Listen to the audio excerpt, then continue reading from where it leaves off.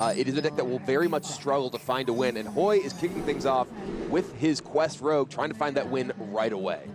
That's right, and remember the bans are a little bit unusual here. We do have the Shaman ban, which was expected away from Hoej, but Hoej has banned the aggro druid, and we'll see if that ends up paying off dividends in the later stages. And remember, it doesn't matter how they got here. The records are different, but we are in single elimination playoffs now. You lose, you go home, you win, you're through to the World Championships, and you live to play on for the crown. One interesting thing that we saw from Hoej yesterday with his Quest Rogue play was actually a very keen sense of when he needed to play for the board and not even play his quest. Look at this. He's playing turn 1 Fire. This is something that you do see sometimes, but yesterday even, he actually delayed playing his quest in some games until as late as turn 5, which just goes to show that he has an incredible grasp of how he needs to navigate a lot of these more aggressive matchups because they're so difficult. Absolutely, and I think that Firefly is a reflection of a trend that Quest Rogues are identifying. For whatever amount of short life shelf that they have these days, Quest Rogue really needs to stop the aggressive pressure early on by establishing board control, and Firefly isn't exactly always the minion you want to get the quest off. If you get Igneous Elemental, Flame Elemental can be a way that you can trigger the quest. Yeah, and you almost always will have the same number of Flame Elementals as you have Fireflies, so you really don't need to get the quest down to ensure you have the trigger on the Firefly. And here, Hoej, still no quest. He's just going to go ahead and dagger up and try to put some damage on this Primal Finton. CitizenNappa does have a way to easily answer that with his Jade Claws. He coined out his Primal Phantom to originally get some semblance of board, and now he's the second one, which he can use on the following turn after he establishes more board presence with his Jade Claws. And now Hoej, he does have a South Sea deck he can potentially use, pulling out the patches from his deck to take down the totem as well as clear this entire board. Yeah, and I think that sounds really appetizing because you know your opponent's overloaded, so there's a lot of 3-mana plays your opponent would like to get out but are a little bit clunky, so you restrict them to 2-mana plays. You do lose, you know, the South Sea can to the Jade Claws, but at least you're keeping Shaman board restricted, which is ultimately what's key. You don't want them to ever be able to threaten Bloodlust or be able to tuck really powerful minions behind Flame Tongue Totem, and as a result, you lose control of the board and just get pressured out of the game.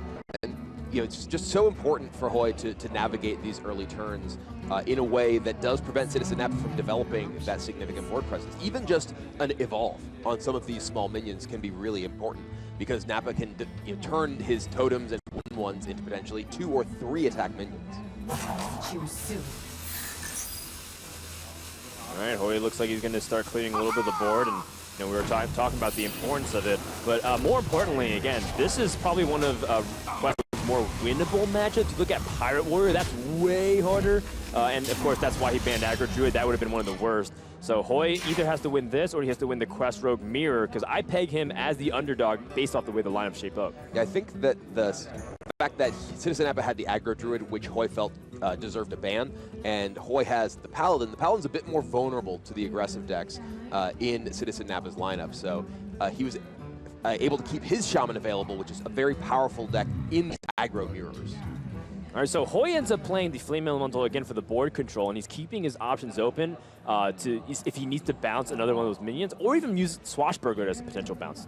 Yeah, crucially, Hoej has not actually committed any bounce effects to any minion. So often, if you've committed a bounce effect, you're pretty much required to protect future copies of that minion in order to ensure that you get the chance to complete the quest. But because Hoej still has not actually used a Shadow Step or a Brewmaster or anything, he can just play out his minions for board presence and try to just protect himself that way. Yeah, we kind of mentioned that Nappa was gearing for this play specifically, playing Primal Totem after he overloaded with that weapon, restricting 2 mana to that turn. And if he wants to protect his totem, killing off the pirate seems ideal, but then your opponent gets a free value trade with the Flame Elemental into the 1/1. There's a Shadow Step for Hoej, so he could be off to the races pretty soon. Yeah. Swashbuckler can find him something perhaps valuable from the Shaman class. Jade Lightning. That could be a powerful tool to allow him to clear off some of CitizenNappa's minions, and particularly some of these powerful totems. Yeah, and you know, one of the really funny things about some of the classes that have been dominant for a long time, like Paladin, Hunter, Shaman, they all had periods of dominance over the metagame. And one of the best ways to kill them was actually to play the same class cards. Like Hunter lost their Secrets to Flare, or Unleash the Hounds countered Freezing Trap, and Shaman got swept by Lightning Storm, Maelstrom Portal. I'm actually sort of looking, and you know, Hoej could potentially prep out Jade Lightning if he really wanted to here to clear off this totem, but he's going to go ahead and take it a little bit slower. He's not under much pressure. And this this Primal Fin Totem is not representing too much threat, so he can just take things slow and wait until he perhaps prep out a Vanish or the quest itself. Yeah, and he's being extremely patient. He had double Shadow Step available, and a lot of people might feel inclined to Shadow Step maybe the Swashbuckler and hold on to it, but Hoej says, I want to keep my options open. I don't know what's behind the door, and my opponent doesn't have any ability to kill off these minions directly. If he has Jade Lightning, another Jade Claws, a Flame Tongue Totem, most likely I keep another minion on the board. As long as Hoej has any minion that can he can bounce, his double Shadow Step plus one more bounce effect will enable him to complete the quest. This ends up going slightly bad for him because if he does lose the Swashbuckler, he no longer has a value-generating minion that he can actually bounce. Right, but then CitizenNappa knows it's more likely that my opponent has Flame Elemental targets, and that is usually the public enemy because there's only one other Swashbuckler in the deck. Maybe my opponent's holding the Vanishes, maybe he's holding you know, a Preparation instead, and one of those Shaman cards. Definitely a calculation there for CitizenNappa deciding to take that down. Glacial Shard picked up for Hoej. I think we may see the Jade Lightning this turn to take down the Flame Tongue Totem, simply because it is a significant threat. It's actually turning every other minion that CitizenNappa plays into a significant threat as well. The Stoneclaw was actually pretty important for Nappa here because it did protect his Primal Fin Totem from removal. You know, if for instance he had gotten a spell damage or healing stream or even a searing totem, he would have been in a pretty rough spot getting both of his significant threats removed this turn. And you're talking about removing both of those threats. Hoej, after the Jade Lightning, does have one more mana available. I'm imagining he wants to keep Preparation because his hand is so cheap overall across the board. But if he commits Glacial Shard, now he is vulnerable to double removal because of the threat of Maelstrom Portal. So he does have to kind of make up a decision whether or not he wants to keep one of those minions in hand, maybe not play the Glacial Shard, or if he wants to commit more to the board and throw caution to the wind here. Hoej is definitely taking his time and calculating all of this.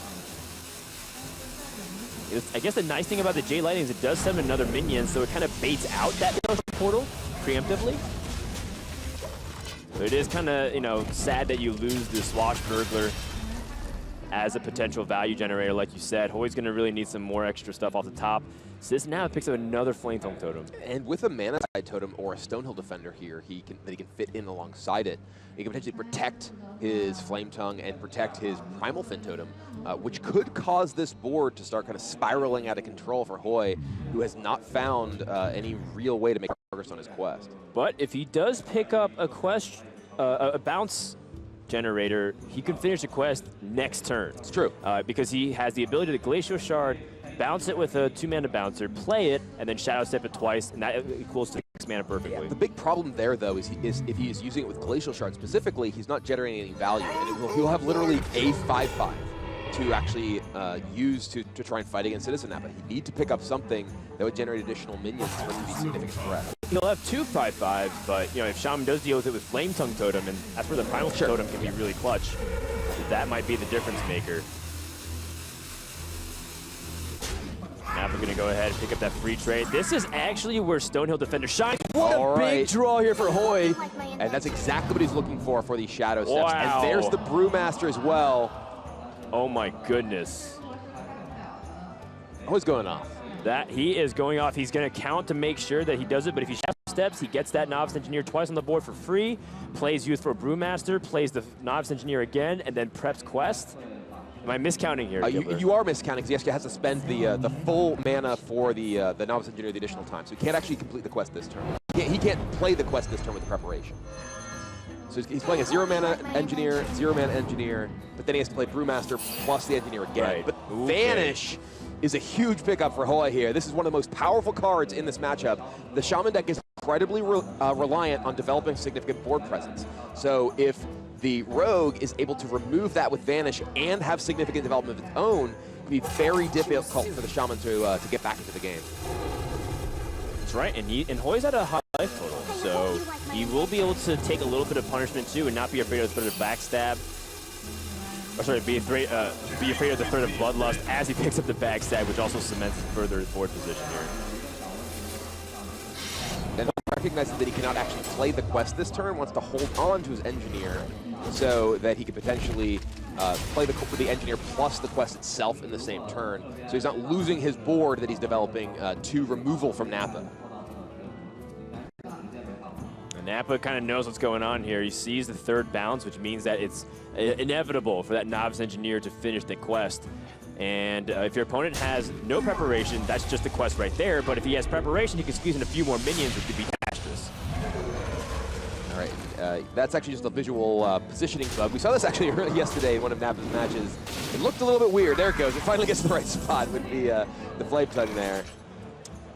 My goodness. You know, this is quite the big board now, and Bloodlust is very much a threat in this position. Hoej has Novice Engineer as a way to finish the quest.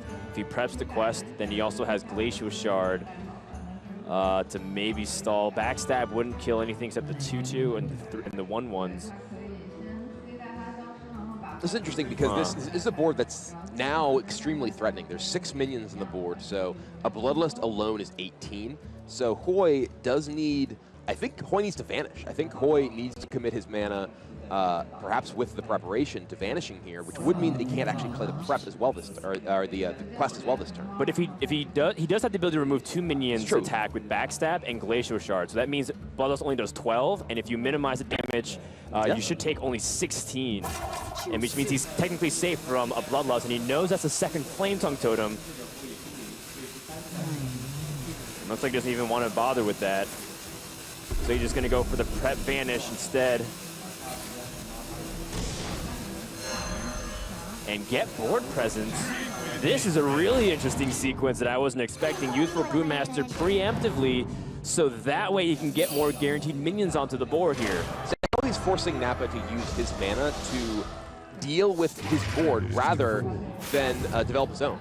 So Hoej's recognizing, okay, maybe you have a Jade Claws, or maybe you have a Maelstrom Portal, but that's going to stunt your own development. Now I can develop my quest and my minions after the fact.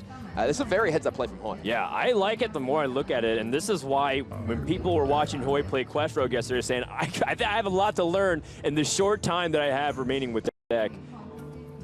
Nappa has no way to respond to. No claws, no portal, and that is 2 guaranteed 5/5 minions on the board for the next turn. And this is a situation that's very difficult for the Shaman to respond to, because one of the Shaman's most powerful ways to deal with opposing large boards is actually the card we just saw burn, which is Devolve. Once the quest is complete, Devolve does nothing. Everything is still a 5/5.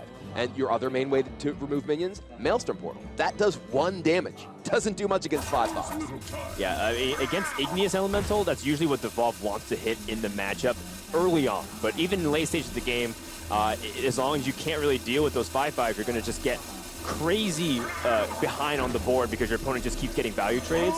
Your only best bet is to keep going wider and wider onto the board. And that's exactly what Nappa's doing. He's trying to ensure that he's able to maintain some element of board presence. This Igneous Elemental, in fact, both of them, pretty bad draws from Hoej, because at this stage of the game, he really just wants to find cheap minions that he can play and tempo out as quickly as possible, but these are the most expensive minions in his entire deck. They are, but I don't think I hate it that much, considering that Hoej still has the ability to get a lot of card draw out and be able to flood, assuming that these 5/5s end up getting dealt with, because the Shaman is going to fall further behind. Cards like Bloodlust are just going to be dead. And unless Nappa was able to get something really big off Stonehill Defender, like Alec here, he had no real burst. And he didn't. He used both of them, got Hired Gun and Booty Bait Bodyguard.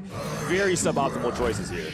And Hoej just wants to ensure he has as much board presence as possible, and CitizenNappa has as little as possible. Taking out one of these Murlocs with a backstab, so suddenly CitizenNappa goes from having all the minions in the world. Okay, well, there's the Devolve. Yeah, Devolve can hit Doomsayer. Well, yes, it can hit Doomsayer off of the Igneous Elemental. Also does remove the Death Rattle from Igneous Elemental. I mentioned that it was a pretty weak card overall in this matchup, but it can at least remove the ability for Hoej to reload with that Igneous if it were to die normally. All right, well, what can Nappa do in this position? I think a lot of people might immediately feel helpless and concede, but I think Nappa still might be able to hold out for a little bit. Maybe Hoej's holding just empty air in his hand, and he can turn it around by stalling, maybe get a big evolve off with doppelganger, so he's able to draw into it and fight back the board through the war of attrition. So he's going to stick it out, but based on what we know, there's plenty more in the tank. Yeah, this is looking very bad for CitizenNappa here. He wants to go ahead and ensure that he is going to force Hoej to at least trade into his minions. Not able to get face damage in. He does not want to play the Flame Tongue Totem because he does not want to let that Igneous Elemental die and allow Hoej to reload more. Yep, Nappa, I really like to play for the Mana Tide Totem because I think you're going to try to dig into your deck and figure out what you can do.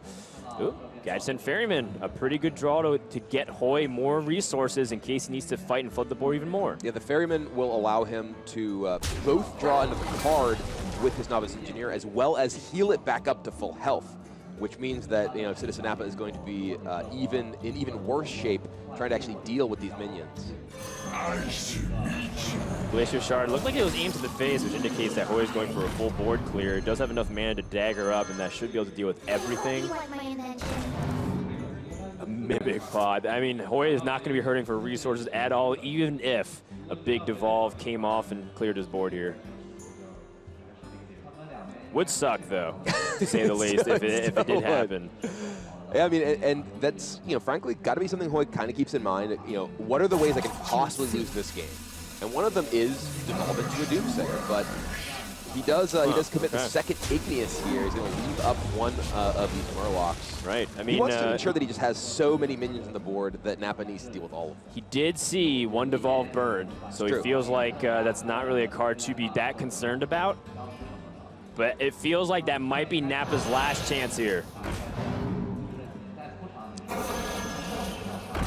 Looks like he's just going wide here. I don't see him looking like he's going for the devolve. It looks like he's just playing out a bunch of minions. He's going to attack and then devolve, perhaps? I'm not really sure what the motivation to playing a bunch of things and then devolve hoping for Doomsayer is. You're right. If he devolves into the Doomsayer, then this would be a huge overcommitment on his side, and then his Bloodlust is a lot weaker, too. He's just going to try and keep himself alive with Booty Bay Bodyguard. Okay.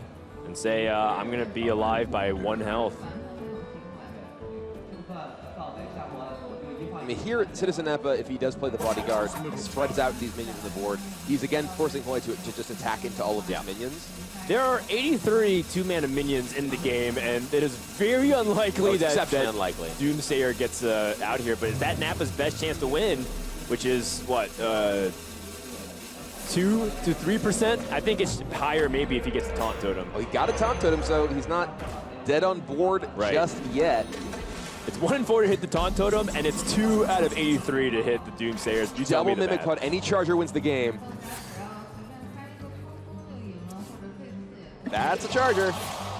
And that's game 1 over to Hoej. A huge win for Hoej as he is 1 game closer to the semifinals, and CitizenNappa is going to be extremely unhappy that the Quest Rogue escaped. That was his exit point of this lineup. Yeah, this is not only just an important game because, well, it's a game up in the series. This is the most important game because the Quest Rogue, as you mentioned earlier, is the single most important deck in each of these lineups to get through. It's a difficult deck to win against the aggressive lineups. We see Hoej just breathe a sigh of relief after that game because he knew that was very important. But I mean, he played that matchup on point. He hesitated even when there were plays that seemed obvious, and he found a better line. He hedged against the best that what Shaman can do on different turns, and he also made Shaman really uncomfortable in certain spots right at the perfect moment, because if Nappa didn't have the right tools, like the right removal pieces, Hoej would immediately win. Great recognition, great mastery demonstrated by that Quest Rogue. Yeah, the single most impressive moment of that game to me was when he played the Brewmaster first and then the Engineer after the Vanish, because he clearly recognized, I need the board presence now, I'm not looking for any kind of value, and that, frankly, I feel like is what won him the game. That's right, and while Hoej may come off a little shy and nervous, he's got a little secret to keeping him calm, and it's through an animal. Even though I've played like so many Hearthstone matches, I always get a little nervous when there's a lot of people watching. Pidgey is my bird, Sometimes like I read in chat that that bird is more famous than me on stream. It's like whenever I'm playing video games, she's like jumping around, flying around on my shoulder. And she's not shy. She's like very adventurous.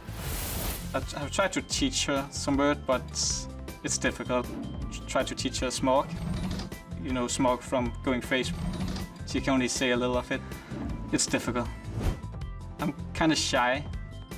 Normally don't like all the spotlights. While my bird is more like not scared of anything and like wants to see what's going on. I don't know if it's helping that much, but sometimes people like making fun when I'm playing on stream and Peachy's jumping around. It's like 2 versus 1. Do you think like Peachy's my lucky charm? I like to think so, but probably not. If I win this tournament, I'm probably gonna get more in the spotlight. I'm not sure if I'm gonna like it, but Peachy is definitely gonna like it. All right, well, he doesn't have PD with him right now. It's a 1v1 competition, at least here in Shanghai, as Hoej is 1 game close.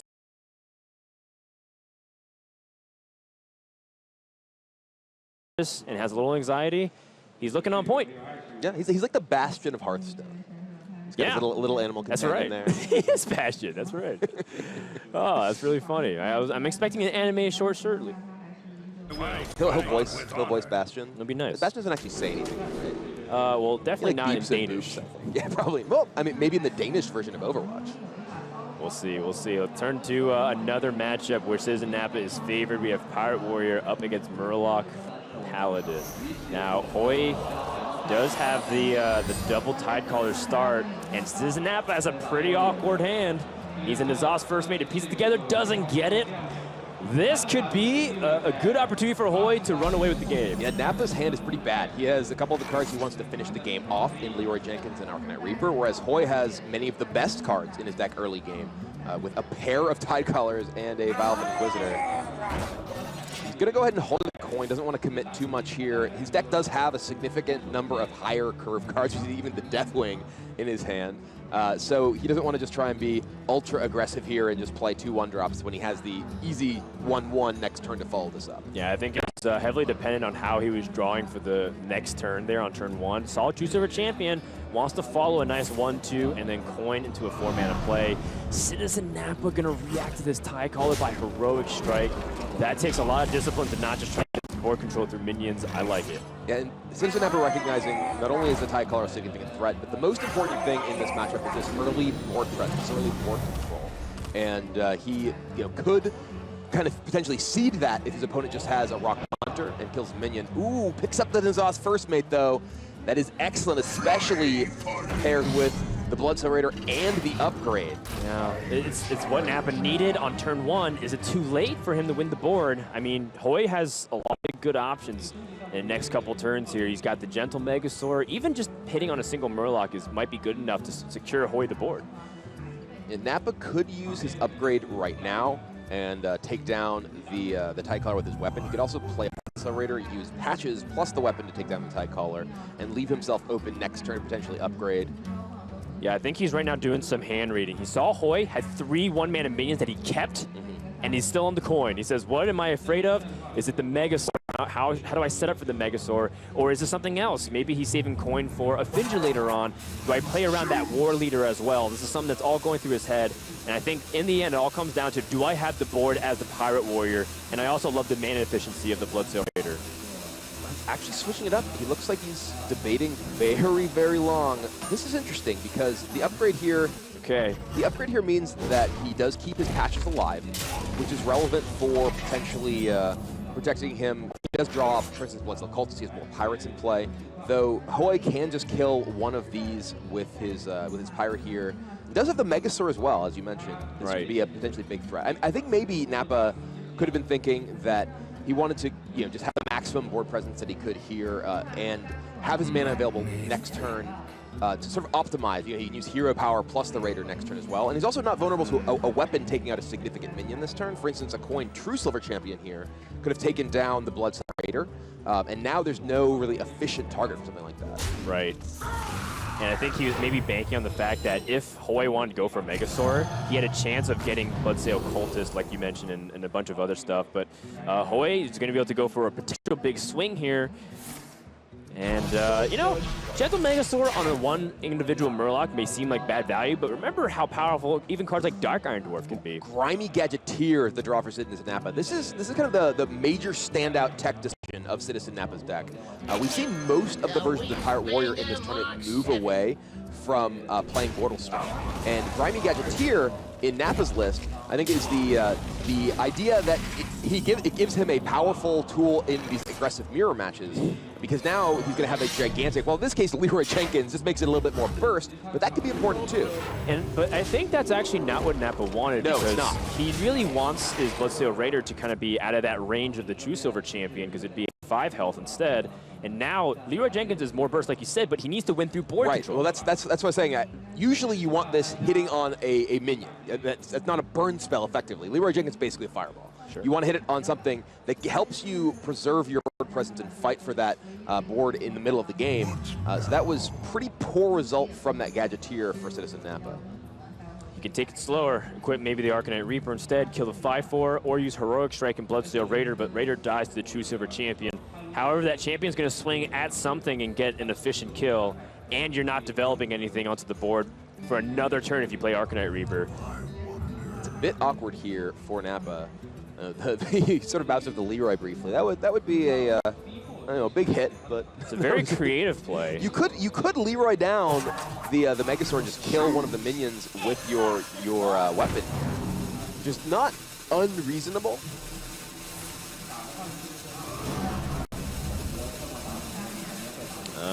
It's just looking really bad. He's going face now. He's going like face. So, all right. His hand has, Leroy for 8. He has the Arcanite Reaper. He's thinking, okay, I cannot fight for this board. Ooh, but Stonehill Defender, yeah, that's going to put a damper on Nappa's face plans. Yeah, there were a handful of draws Hoej could have picked up here, but that is definitely one of the better ones. This or Wicker Flame Burn Bristle finds Sunkeeper Terran, which I don't know if he needs. Maybe he just wants cheaper taunts to set up for the Spike Ridge Steed next turn. Yeah, the fact that Hoej does have Spike Ridge Steed, I think, really informs this decision, because he wants to get significant board presence here. He can just go ahead and use his hero power to make another minion, and potentially attack this Bloodsail Raider down with his weapon. Yeah, I think it was one of those situations where Hoej is about to lock this game up unless CitizenNappa can find a way to his spell breakers and get past his Spike Ridge Steed. It's also even just going to be problematic. Look how much damage this Stonehill Defender will absorb, and then the card that it generated off of it. Yeah, Hoej has just a ton of powerful tools. The Tarim, the Spike Ridge Steed. Captain Greenskin is a powerful card if you are in a position where you're getting significant weapon damage to face, but it is difficult for Nappa to fight back here, using pretty much all of his mana to Arcanite Reaper down just the Stonehill. I'm trying to find a way for CitizenNappa to get out here, but if Spike Ridge Steed comes out and CitizenNappa gets a Spellbreaker, he doesn't have a way to close the damage, and he's accepting 7-9 damage on the following swing, which puts him in range for potentially dying the turn after anyways. So this is looking like Hoej's got this in the bag. Yeah, I'm not really seeing a great sequence for Nappa here that can lead to him winning the game. Like you said, even if he finds the perfect card next turn, Spellbreaker, to deal with the Spike Ridge Steed, which is pretty clearly going to come down on Hoej's next turn. Ooh, even more burst. So CitizenNappa doesn't really even have the time. Yeah, and I think Hoej's just going to do some calculations here. My opponent's been holding a card for a long time. It got buffed by the Grimy Gadgeteer. In what instance can I get really punished here if it's Spellbreaker? But he's at 18. What's the best way to set up 2-turn lethal without giving his opponent a way out of this game? I mean, if he just attacks for 8 here, he Spellbreakers, or rather Spike Ridge Steeds. I guess if he does use the Spike Ridge Steed here, then if the opponent does have Spellbreaker, he can just kill the Megasaur, but there still leaves the 1/1 Murloc, even if it is Silence, then he can just Blessing of Kings, and that's actually not quite enough. Right. Hits it for 8, puts him down to 6. And then, if he gets silenced, and he just plays Terran and kills him. even if through the hero power, because he's able to hit with the 5-4 and then parry. I was even counting the damage dealt by Megasaur. That's going to be it. Yeah, I'm thinking he can just kill him for free. And he certainly cannot. He can't kill anything. And Hoej is going to take a 2-0 lead here in the series. And he is in a comfortable position to move on to the semifinals and the World Championship. Back-to-back upsets in matchups. And that puts our birthday boy on the brink of elimination. That's right, if you guys are just tuning in, CitizenNappa's birthday is today on July 8th. And this guy is not happy to see himself down 0-2 right now. Or July 9th, excuse me. July 8th for some viewers back in the Western world. Hard to keep track of what day it is. Traipsing around the world playing Hearthstone. He's 20 years old, but he's 0-2 currently. CitizenNappa, a couple days ago, not many people even recognized him, but a few days later, after his dominating performance in Group A, the birthday boy is now one of the most famous players to be able to come this far into the Spring Championship. For this tournament, nobody knew who I was. From Australia, representing the Asia-Pacific region, it's CitizenNappa! People didn't think I would advance out of Group A because I see big names like Hoej, Nyria, Muzzy. They think like that's the group of death or something. I was happy to prove them wrong. I know that I'm a dark horse, it's just that I feel that people don't know me because they haven't seen me play. One of my strengths is to be able to look at the game and filter out all the elements that you can't control, like who's in your group. Surviving Group A feels very good to me because it meant that I conquered some of the best players in the world. It feels unreal to be one match away from qualifying for the World Championships. It is his birthday, and he has conquered Group A, featuring very strong players like Muzzy, Nyria, X-Hope, some of the world's best. But yet, he is at death's doorstep. One game away from elimination. Can he survive, Kibler? Well, he has to win 3 straight games against Pirate Warrior. And one of those games has to be with Quest Rogue, so it's going to be very tough. One thing that is worth noting, Hoej's version of Pirate Warrior has a couple of interesting inclusions itself. One of those that really stands out is 2 Spellbreakers. So Spellbreaker is actually a card that is relatively low impact in a lot of the aggressive mirror matches because it just has a small body and often doesn't necessarily get a great target to silence. So that could be, compared to the grimy gadget. There's a Nappa's version, something that does switch some of these games around. Yeah, now Hoej is kind of on the receiving end of an awkward Pirate Warrior draw. There's a Spellbreaker. This is kind of what the deck does, though. A lot of people accuse Pirate Warrior of being very draw-dependent deck, primarily because if it gets to the early game curve, it's unstoppable. But because of so many tech decisions that people have put in the 4 and 5 mana slot, you are more susceptible to those draws because Pirate Warriors have largely peeled away from all-inning on the early game. Yeah, and Hoej does not have any of the 1-drop pirates. He does not have a Fiery War Axe. His turn 2 here may just be armor up. And he's doing a Control Warrior cosplay here or something like that, but that's not how you win these matches. Yeah, and of course the deck lists are revealed and they've seen Hoej play this deck. Yeah, so CitizenNappa thinks, oh. is well aware. It's like, well, maybe it's a Quest Warrior that mulliganed the Quest. It's absolutely not the case here. No, not going to happen. And Nappa's hand is fairly strong here. He has the Firefly, Flame Elemental, and Bloodsuck Corsair for very significant early board presence. And Pirate Warrior is a deck that can really struggle to deal with wide boards. It's very good at dealing with individual minions with weapon swings, but if your opponent gets, say, 3 or 4 minions on the board, it doesn't really have great tools for attacking into a bunch of different small minions.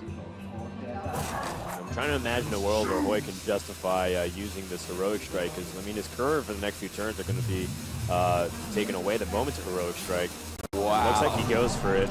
This is a play that, the more I thought about, the more it kind of makes sense, because he's going to be drawing additional cards into what the Frothing Berserker and Korokon lead turns, which, assuming he does, means that he won't have timed Heroic Strike, and if he lets that minion survive, if he has Flame Tongue Totem or anything else to bolster it, it's going to be trouble. Yeah, and definitely paying respect to the threat of that early board presence from the Shaman. And I mean, that just feels so bad. You're trading, right. You're trading a Heroic Strike for a Firefly that there's just another Flame Elemental waiting. Right, but you have to kind of understand, and this is a good demonstration from Hoej to show that he understands what this matchup's about. You don't win this matchup from Pirate Warrior side by going face with Heroic Strike break a lot of times. You win through board control. Yes, Heroic can be the damage that gets you over the top, but a lot of times you have to get repetitive damage through minions repeatedly hitting your opponent's face. It's very difficult to win by just getting, a couple of burns. You don't have that much burn in your deck.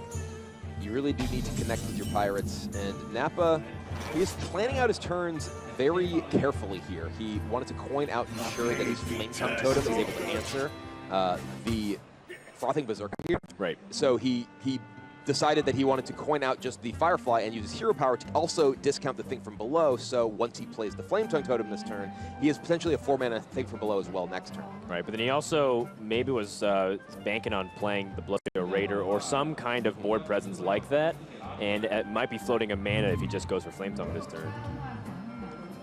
Well, Flame Tongue plus Bloodsail does give him the ability to clear this and have some development as well. He does get to get the immediate attack off the patches, though that you do end up with the right side of the board empty for your Flame Tongue at that point. And the Corsair is obviously a card that actually has value in terms of his battle cry in this matchup because removing your opponent's weapons is extremely strong. It's a huge value. Yeah. It's one of the things that could swing a game if you're holding an Arcanite Reaper and you're trying to upgrade it, or Fiery War Axe. Hard decision. Nappa just trying to be as mana efficient as possible here. Yeah. He wants to ensure that he has significant board presence. Right, because again, what really does matter a lot of times in this matchup is the board presence, and getting that extra 1/2, which the Flame Tongue Totem powers to a 3/2, could end up giving him an edge. But now Hoej has an opportunity to answer that Flame Tongue Totem very easily. Ooh, draws patches. It always feels especially bad to draw patches when you're actually playing Pirate Warrior. Like when you draw patches and you're playing Shaman or you're playing Druid, all right, you got 2 pirates in your deck. Right. So you drew patches before you drew your other pirates or whatever. In Pirate Warrior, your deck is full of pirates. So when you draw your patches before you've played a single pirate, it feels especially painful.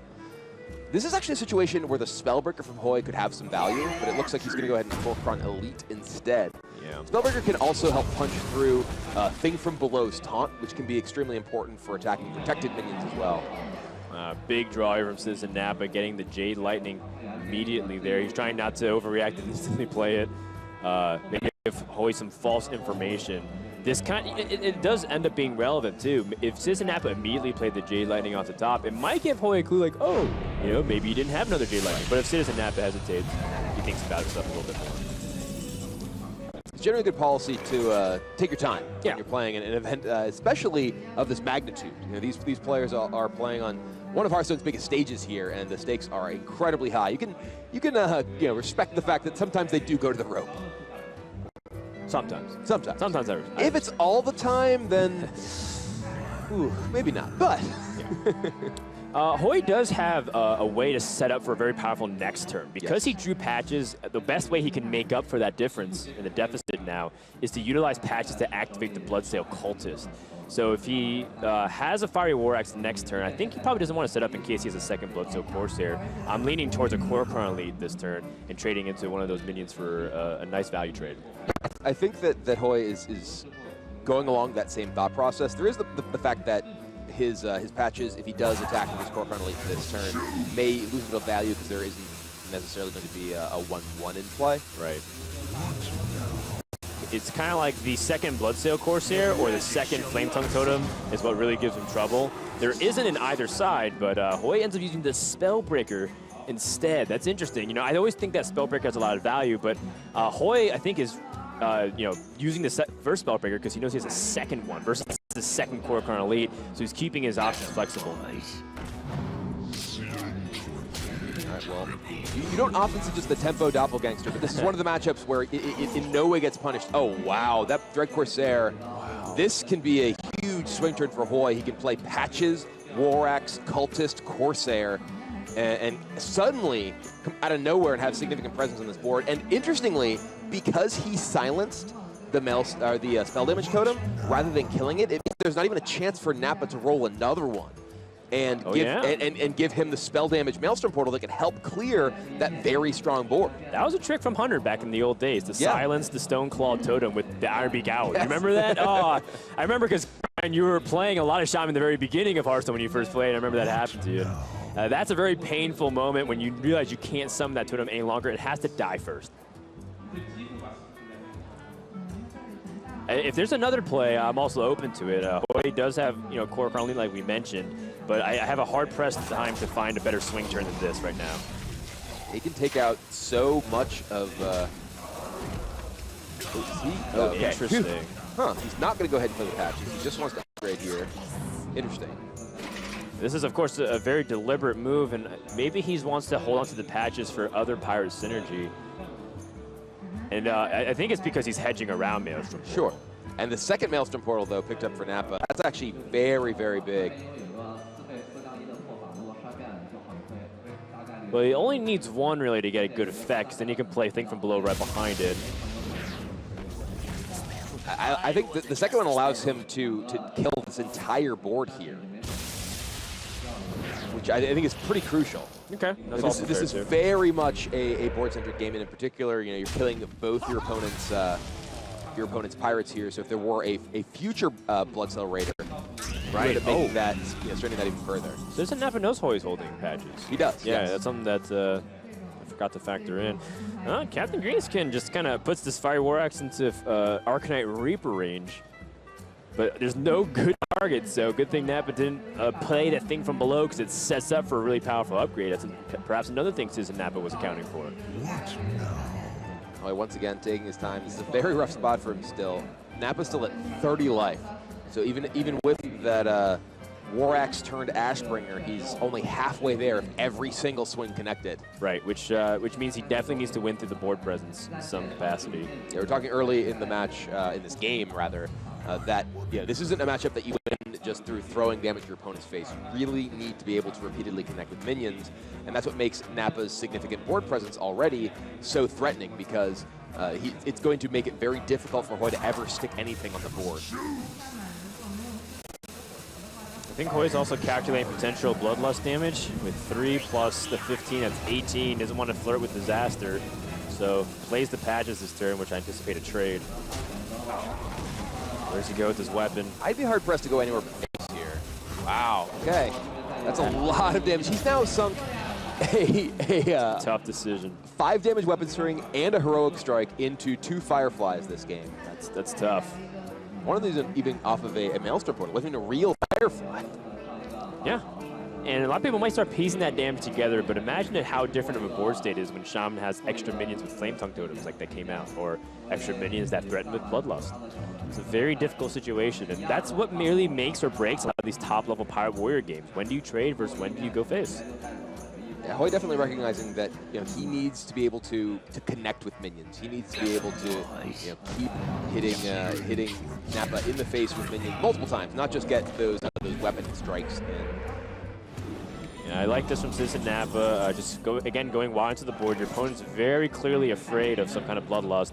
Set yourself up to get lucky in that position. You also keep discounting Thing from Below for potential follow-up swing turns. The Frothing Berserker from Hoej is a decent draw, but given the Devolve in Nappa's hand, it's unlikely to really do much of anything particularly impactful in this game. Yep, and kind of the downside of the core chrono lead is that there's so many small minions that can trade pretty efficiently into it. Although it's one thing is clear is that CitizenNappa does not have the Evolve, and both Doppelgangster have been used. In this case, the way CitizenNappa's been playing really signals that he has the Bloodlust, so Hoej might have to play control yet again and swing once again with his weapon, not to the face.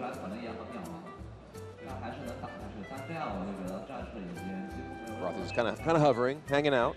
Not frothing yet. He's relaxing before he starts to froth. Yeah, and very crucially too, Hoej can't kill off one of these Doppelgangsters and prevent Captain Greenskin from dying. These little 1/1s and prevent Captain Greenskin or Croconley from dying. He's going all face. It's time. Hoej decides I can no longer fight for the board, and now it is time to fight for the face. If he has Bloodlust, he has it. He doesn't have it. There is the Devolve, which will take the bite out of some of these minions. A lot of bite on average. Wait, what? One core card only. He just stepped a little to the right there. Wow. Nice sidestep there.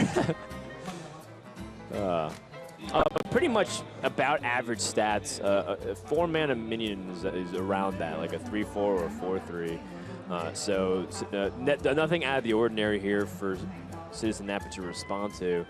And he's looking for an opportunity to try to keep getting that Taunto. This is the most important thing. Yep. He's been toteming every turn since he knows that the way to beat the Pirate Warrior is through guaranteeing himself a Taunt Totem every single turn if possible. And now not only does he have a Taunt Totem, he has a thing from below. And Hoej is totally out of cards, while Nappa is now drawing for the Mana Tide. This is going to be pretty tough for Hoej to find any way to win. South Sea Captain, not particularly good when he's alone. Yeah, and Hoej gonna just play it out to see what else he could get, but CitizenNappa looks like he's gonna run away with the rest of this game. It was pretty close in the very mid stages there, but ended up not being close at all at the very end of it. CitizenNappa with a second Jade Lightning. The only way this could go disastrously if Nappa gets greedy and evolves for no reason. Yeah. He can just hero power and pass.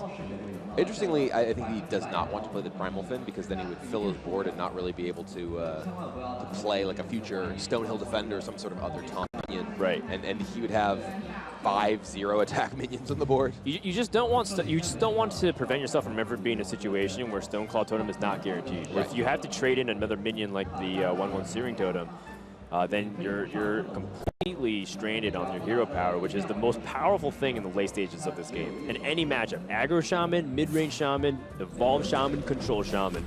Taunt totems, you have Pirate Warrior fits.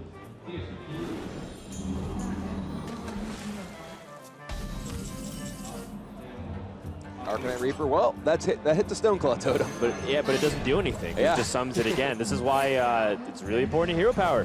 And now Hoej's best draw is the second Spellbreaker, because then he can silence Stoneclaw. CitizenNappa picks up another taunt.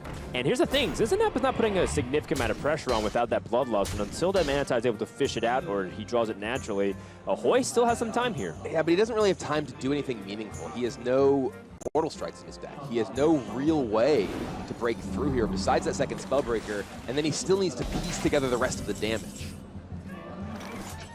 Well, Dread Corsair is not going to really get him there. And CitizenNappa also picked up the Stonehill Defender, so with multi-layer taunts, looking really unlikely here from Hoej. Pretty much dipped to 0% in my eyes. He's got 3, 7, 9 damage right now. I guess if you evolve, it's lethal. If you're able to get the right minions. If you want to be cheeky like Missed that. evolve lethal. Is there any way for CitizenNappa to throw in this position? I have a hard time believing it. He's at 16 health. Hoej is holding 1 card. Even if it was Spellbreaker, he would have to generate 11 damage with 1 other individual card. I mean, even if he evolved and just got Doomsayer here, I think Nappa still just wins because he has enough powerful cards remaining in his hand. Hoej now at 3 life if this goes fast. Yeah, there are worlds where, like, if you evolve and you get things like Bomb Squad or other ways you can get damage, but there's no need for it. And Hoej picks up upgrade. It's not going to do it. CitizenNappa stays alive, but that is just the beginning of a large and long uphill climb. Yeah, Nappa still needs to win with his own Pirate Warrior deck, but most importantly, he needs to beat Pirate Warrior with Quest Rogue, and that is going to be tough. Yeah, I mean, he's going to stretch before the puzzle gets finished. I don't actually know exactly how the puzzle works. I know there's obviously pieces that are going together to make the Knights of the Frozen Throne teaser image, Yep. but I'm not really sure where the pieces come from, so it's hard for me to evaluate. You see the fans don't even want to line up for the store anymore. It's been 3 days. They've had their fun and time and to line up for their merchandise. Most of them, from a vast majority, I'm looking at it right now, 95 plus are just watching the games. They're in their seats, ready to see what will happen. Who will be the first person to get their ticket to the World Championship? Hoej, 1 game away from going to Worlds. And he's someone who has been competing at the top level, at and around the top level of Hearthstone for a number of years now. He first made his mark a couple of years ago. I believe it was the Via Game House Cup that he won. And he has been a practice partner with many of the players who are considered the best in the world. Zixo, Surrender from Korea. They've worked together for a number of years now, all had a lot of success, and now Hoej on the brink of making it to the World Championship. One of the interesting things is I consider Hoej's teammate, Zixo, to be one of the top players in the world. For a long period of time last year, I considered him the best player in the world and still carrying on to 2017. And I asked Zixo, you tend to criticize people very harshly for mistakes. What player do you think makes the least amount of mistakes, or who do you think is the best player in the world? And normally I expect players to kind of say themselves or someone that they practice with, and immediately, without thinking, Sixto said Hoej. Hoej is, in my opinion, hands down the best player in the world. And I can start to see why, because when he puts his game plan together, he finds outs and lines that other people would not in that position. We're going to have his work cut out for him in this one. A very strong start from Nappa. N'Zoth's First Mate, one of the strongest cards in terms of win rate in this deck. Absolutely, it is the highest win rate card in this deck. Not by that much of a percentage base compared to everything else, because Pirate Warrior can piece together pretty much anything. Like even coining Fiery War Axe, not necessarily in this position, but in a lot of plays, in a lot of games, can actually be just as high as a win percentage because you're trying to stabilize onto the board. All right, and Hoej's going to go ahead and upgrade immediately. So we talked a little bit in the last game about how difficult it is for Pirate Warrior to deal with a lot of early small minions. And Hoej, recognizing if he does let these minions just keep hitting him turn after turn, that damage adds up. Yep. So he wants to commit his upgrade now just to effectively deal with the bodies off the N'Zoth First Mate. Yeah, if you kind of think about upgrade, it does around 3 to 4 damage on a Fiery War Axe by upgrading for an extra swing. Sometimes a little bit more depending on if you get it early on. Upgrade just as itself is 3 damage, then you spread it out, and that allows Hoej to, if he picks up minions, budget his resources for a better push. And that could be Captain is a great draw from Hoej here. South Sea Captain buffing patches when it comes out of your deck is extremely strong. Yeah, that's pretty much the ideal 3-mana minion play here, because he doesn't have a Bloodsail Cultist. If he wants to coin it out, his curve for the following turn looks to be either some kind of combination of Heroic Strike and Fiery War Axe and the South Sea Deckhand. If the South Sea if the South Sea Captain lives, that means just the upgrade and the South Sea Deckhand alone should be able to answer every 3-mana minion from CitizenNappa. So Hoej's in a pretty good spot if he coins out the South Sea Captain. I'm just going to play a War Axe. Okay. Take things slow. Taking it very slow, so he wants to guarantee a buff on the South Sea Captain. And again, I mean, Hoej sees lines 3-4 turns down the road. One big element of this is that very often players will want to ensure that their patches can actually get a valuable trade the turn that it comes out of their deck. So you just get patches in for damage, and then it gets killed by, say, a weapon swing. Like if Nappa, for instance, is upgraded, killed it. That board presence, that ability to manage resources in the early to middle turns of the game is one of the most important things in a matchup like this. I like it. No, you're absolutely right. It's not really about that early game damage to the opponent's health total. It's about board control.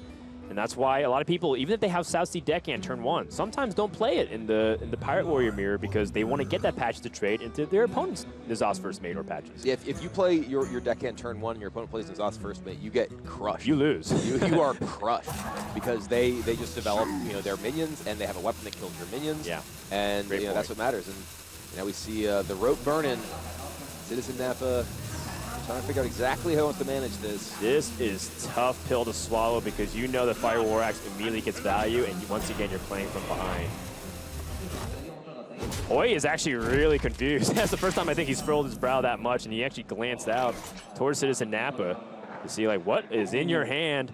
The Dread Corsair here is also pretty big because Dread Corsair, buffed by the Captain, can potentially give him the ability to protect the Captain itself, yes, which can buff his other minions. And patches, too. And patches. Which means CitizenNappa, even if he got the upgrade on any kind of weapon, it means that he couldn't answer the patches. This is looking like it's going to be a blowout soon unless CitizenNappa draws really well. And even then, he needs a 2-mana minion to be able to do something efficiently here, but I don't see what it is unless it's like Galaka Crawler. It has to be something that dramatic for him to come back. Spellbreaker can remove the ability of the Captain, which at least takes some of the damage off this board. But the Spellbreaker will just die to the Fiery War Axe swing, and there's still the body of the Captain as well as the other 2 pirates on the board. This is a disaster for Nappa. And if he Spellbreakers, like you said, not only will he just get that Fire War Axe trade, but he's also accepting 7 damage onto the board, and that's when the wheels start coming off the jet here, where he really needs to be able to stabilize against the damage. But if your opponent is 2 minions or 3 minions ahead, you're in for quite the beating. Oh my God, Blood Cell Cultist for Hoej. That is one of the most powerful cards in this entire deck. And it's going to just continue snowballing this board advantage that he has developed. Ouch. And CitizenNappa raises his eyebrows because he knows what time it is. Huge punishment. What can he draw here to get him out of the situation? Pirate Warrior is so bad at dealing with these wide boards. There are 5 minions on Hoej's side of the board, and Nappa, his weapon swings, even with Heroic Strike, can only kill one at a time. This is looking incredibly bad for the Australian player. I can't find a line. I am trying my best here, but if he goes for Heroic Strike and Frothing Berserker, dies to the weapon, accepts 9 damage, and he's back down to 12. That's assuming Hoej even wants to trade. He might even just go face and kill him. I think the birthday boy may not be getting his present. The balloons have been deflated. And the presents did not come through. He asked for a victory to go through Worlds.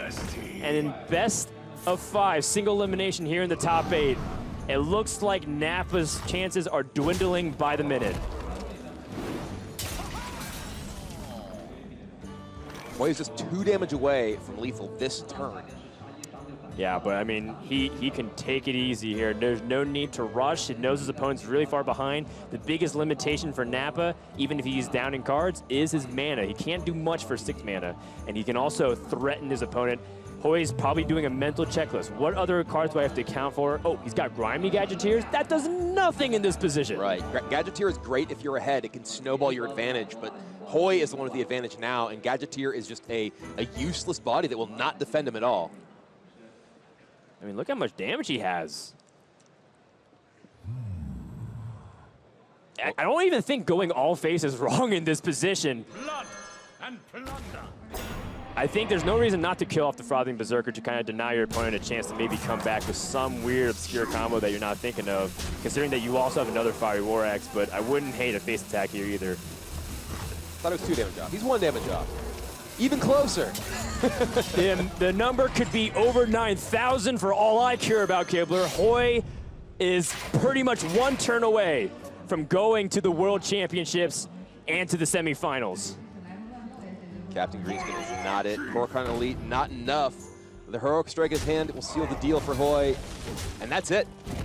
He's going to take the series 3 games to 1, and Hoej wins and will be going to the World Championship. Congratulations to Hoej as a smile overtakes his face. The first positive emotion I've seen come over his face in quite some time. He has done it. Europe is on the map again. Guaranteed themselves 3 spots in Worlds and 1 person in the